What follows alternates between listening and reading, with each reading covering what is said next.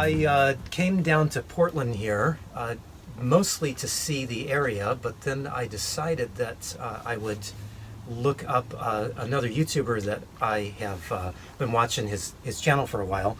So this is a city nomad, and I will put a link to his YouTube channel. You should check it out if you don't already know it. And then maybe you can introduce your the rest of your family here. Oh, so this is Magnum. He's a Great Dane, 8 years old, 100 and whatever, 50 pounds or so. And then this is Stanley the cat, and he's a 20-pound tub of lard. No. And he's going to try to knock over the cameras at some point, I'm sure. That's why I'm watching him like a hawk. Oh. Anyway. Yeah, Stanley's a cool cat, and even though Magnum is huge, he's actually very nice. I was petting him earlier, so he's a good guy. So you live in a box truck. Can you tell us what it is? It's a retired U-Haul. It's considered a 17-foot, which is really 17 foot long at the ceiling, and then 14 foot long on the floor, because there's a 3-foot cab over extension that makes up the other 3 feet. So. Okay, yeah. So lots of space in here. As you can see, we're standing up in the living space. I think here. it's 7.5 feet. I think 7 Wow. or 7.5 feet. Wow, yeah. that's crazy. Here, anyway. All right. Yeah. And you've got it set up pretty nice. You want to just kind of walk us through your space a little bit? Sure.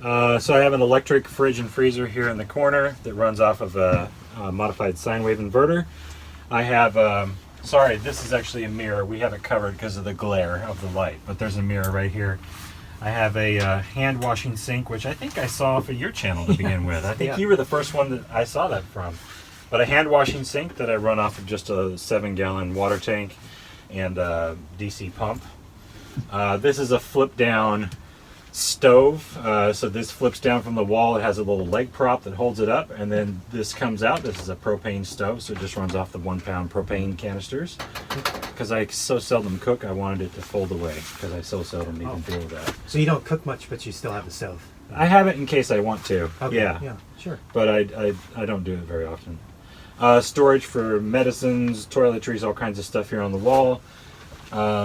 Magnet strip for spoons and fork, whatever. A couple pans, a tea kettle or a water kettle, whatever. There's a dog kennel here that folds out from the wall and assembles, but I don't use it much anymore. He's gotten pretty good about being just in the truck without having to be kenneled, so I don't really use that much anymore. He is well behaved, yeah. Well, as far as I've seen, for the most part. Yeah, not always, but for the most part. Then I built a bulkhead wall, which you can see there in the back. There's 2 window air conditioners on either side of the door.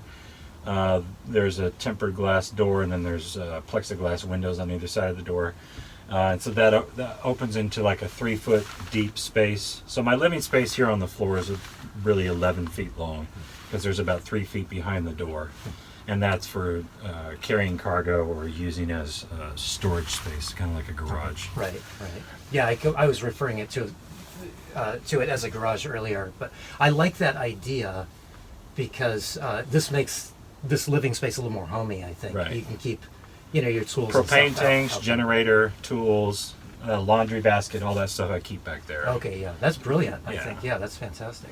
So yeah, it kind of is a garage. I never thought of it that way, but everyone else seems to be pinning it that way. So I'm like, all right, I guess it is a garage in a sense. So, and then of course there's a roll-up door on the back of the truck. So yeah, that's pretty much it. There's 200 amp hours of AGM batteries under the bed, a modified sine wave under the bed, modified sine wave inverter under the bed, and I've found that works just fine. I don't have any problem running everything I run off of the modified sine wave. And you do use a computer that is off screen. Yes, I use a desktop computer for my editing. I know everybody thinks that's crazy, but I already had it. So rather than going and buying something new, I'm like, I'm just going to use it. So I use that when I'm plugged in or on my generator. Most of the time I'm just on my generator when I use my desktop computer for video editing for my channel. Okay. And then I do have a laptop as well, but it's older. It's not powerful enough to do video editing. So, but I use that for if I'm doing a lot of replies to YouTube comments, things like that, or a lot of web browsing. And then I do also have a tablet. So I have a number to desktop, laptop, tablet, phone. I have a number of internet devices, as it were. Well, you are a YouTuber, so yeah, that's a YouTube trait, right? We have all our electronic goodies. Exactly. And you do have solar, right? You've got one. I just have one. Yeah, I have because we live in the Northwest, and everyone thinks I'm crazy for not having my roof loaded up with solar, but we live in the Northwest. 9 months out of the year, the solar doesn't do a lot for me. Right. So I just have one 100-watt panel right now. At some point, if I go to a more sunny climate, I may add to it, which would make sense in a more sunny climate. So. Right. Yeah. Well, I understand that. Yeah, since I've been up here. Yeah, you've come to realize that solar isn't all that great here in the Northwest. Well, I mean, it's been working for me, but I don't have as many electronics as you do. Yeah, I have more of an electrical load in here for sure. But that's cool. You know, I've been saying for a long time that I think box trucks are the next big thing. Right. I interviewed Rick of Dreamside Out, who's up in Seattle, who has a box truck. He's a little smaller. He has a 10-foot, Yeah. But which in essence is almost what I have, because I have, since the bulkhead wall is there, I essentially have 11 feet. But the difference is this is wider than the 10-foot truck. So I have more width this way, so I have a little more space because of that than he does. Okay, right. And I also have the cab over. He doesn't have a cab over on his. No, he doesn't. That's so I have a 3-foot cab over that is for storage and stuff like that. So yeah. Yeah, this is, you know, I was impressed with Rick's space, but this is roomy. You know, I mean, not coming from a guy living in a minivan, but yeah, this is roomy. So how have you found living in a box truck? I mean, maybe you can take us back to why you started, and just briefly, and how it's worked out for you. I started because it always has sort of, not the box truck specifically, but living mobily has always sort of appealed to me. I saw my grandfather do it as a kid after he was widowed. And so I thought, oh, that would be cool, because he had a couple different vehicles that were unusual, that he built out a camper van, and then he also at another time had a refrigerated tractor or refrigerated trailer that he had put on one of my uncle's properties, one of his son's properties, and he had built that out. He had built it all out as a home. So that was interesting. So I saw this stuff growing up, and I thought, I think that'd be pretty cool to do that someday. And but I was in relationships for most of my adult life, and of course that was not, you know, conducive in a relationship situation. Like, none of them wanted anything to do with that. Right, okay. So I kind of looked at it, I was biding my time, like, I'm going to do this someday. I don't know when, but I'm going to do this someday. And I figured maybe it'll have to be when I'm single.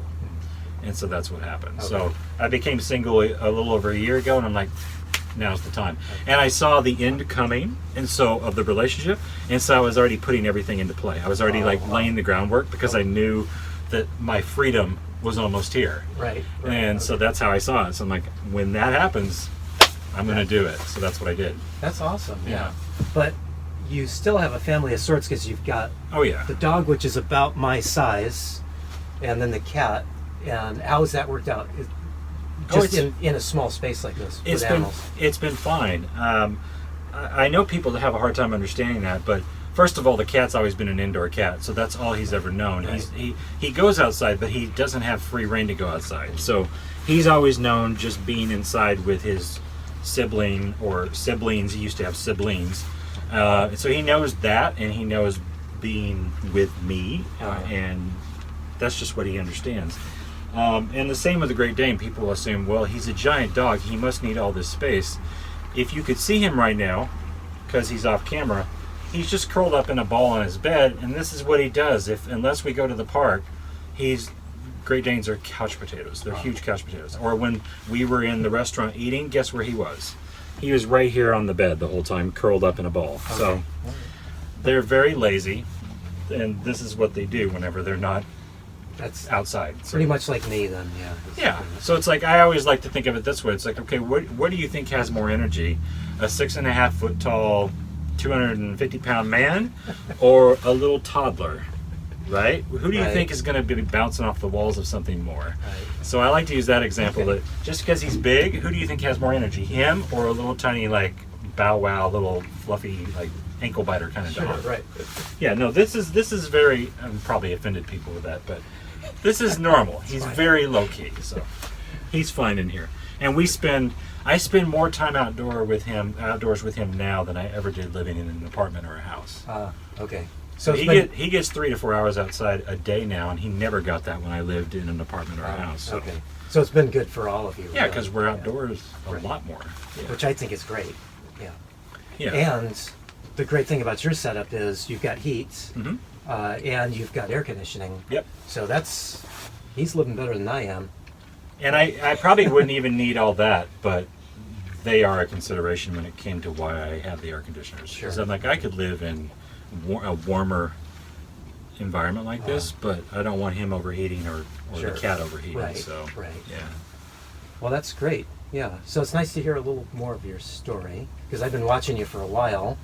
Thanks. And then, of course, I ignored you for several months because I was stuck up in Oh. Seattle. But anyway, so it's nice to finally get to meet you.